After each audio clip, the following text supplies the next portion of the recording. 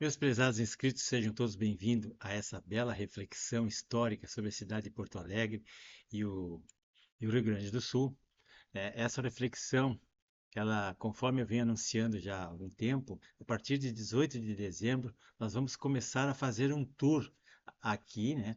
Uma viagem pelo túnel do tempo, revisando a história eh, da capital gaúcha, histórias sobrenaturais, lendas do imaginário popular, egrégoras do inconsciente coletivo.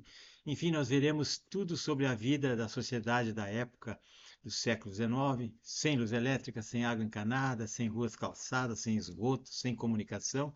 E a política era lá pela corte, né? Tudo era nomeado, tudo vinha de lá. Então, na época em que o Rio Grande do Sul era uma província do Império, né? Então Império de Dom João VI, primeiro da Dona Maria Louca, né? A mãe dele, depois do Dom João VI, depois do Dom Pedro I, que proclamou a independência, depois o seu filho Pedro II e por fim o golpe da República de Deodoro com o fim da monarquia, lá em 1889.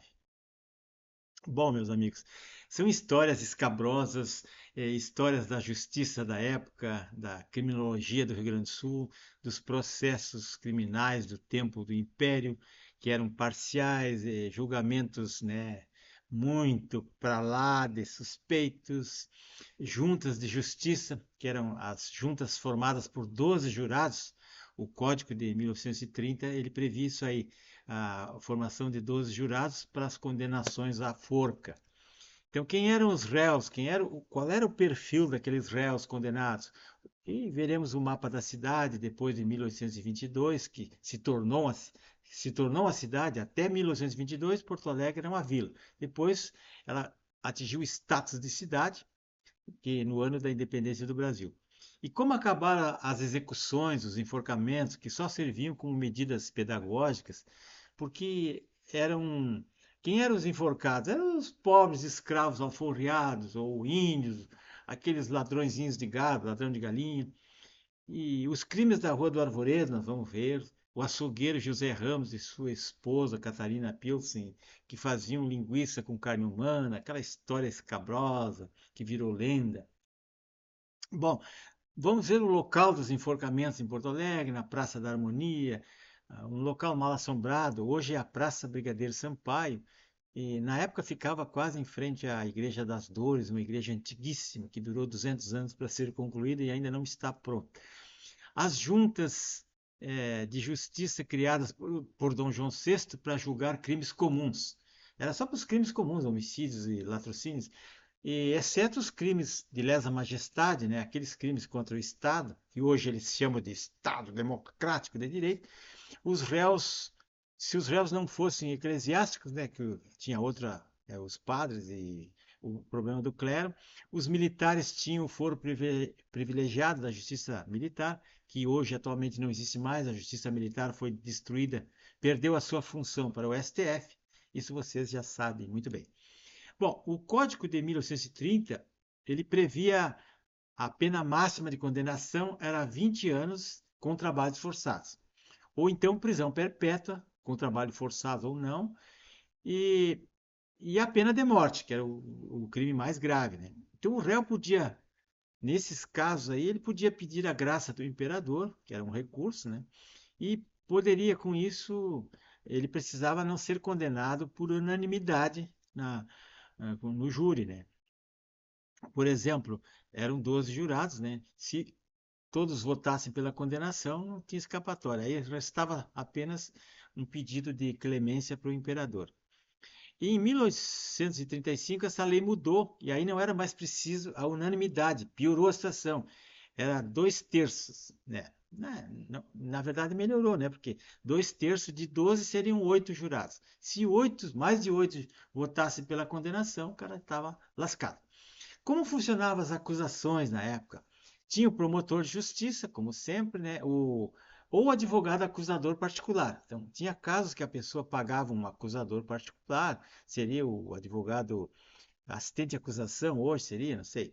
E havia os julgamentos injustos, claro, muitos julgamentos injustos. Por exemplo, réus condenados à morte por crimes assim de lesões corporais ou por coisas não tão graves. Enfim, Os juízes, chefe de polícia, promotores, a gente vai ver, né, delegados, que eram ao mesmo tempo acusadores e julgadores, por isso que vocês já ouviram falar nisso, né? E esses juízes, chefe de polícia, promotores, eram nomeados pelo imperador, não era concurso público, nada. Ele botava aqui os peixes dele, aqui, os amigos dele, e aí os caras faziam, jogavam mais ou menos pela cartilha dele. Então, vou falar sobre jurados famosos, locais e prédios históricos de Porto Alegre, livros, teatro, como o Teatro São Pedro, igrejas antigas, Santa Casa de Misericórdia, que é antiguíssima, Ponte de Pedra, as ruas de Porto Alegre, que tinham outros nomes, filmes, cultura e Café Mal-Assombrado, que é um restaurante que eu vou mostrar para vocês aqui. Tem também passeios para mostrar.